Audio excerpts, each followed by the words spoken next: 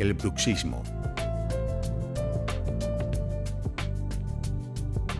El bruxismo es el acto compulsivo de apretar o rechinar los dientes sin ningún interés funcional.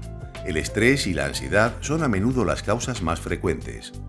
Se calcula que el 80% de la población ha tenido algún episodio bruxista a lo largo de su vida, incluyendo adultos, adolescentes y niños. Y es una conducta muy nociva para los dientes, el periodonto y los músculos de la boca. Existen dos tipos de movimientos bruxistas: el apretamiento y el rechinamiento, siendo este último el más dañino. La manifestación más común del bruxismo es el desgaste de los dientes. También podrá causar sensibilidad dental y fisuras, o incluso fracturas y desprendimientos de restauraciones. Además, puede producir la pérdida de anclaje de los dientes.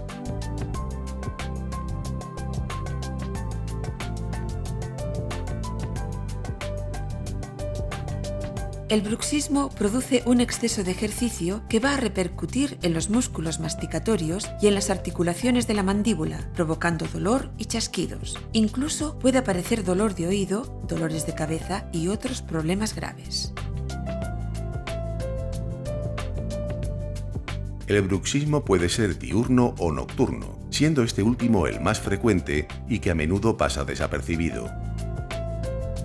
Para evitar los efectos del bruxismo, su odontólogo le prescribirá una férula de descarga, también llamada férula oclusal o férula de relajación. La férula es un aparato generalmente de resina transparente que se interpone entre los dientes. La férula mejorará la posición de la mandíbula, evitará el desgaste y las fracturas dentales y relajará los músculos masticatorios. También protegerá a las carillas, coronas y puentes. Sin duda, la férula es el tratamiento dental más conveniente ante el bruxismo, ya que ofrece excelentes resultados a medio y largo plazo.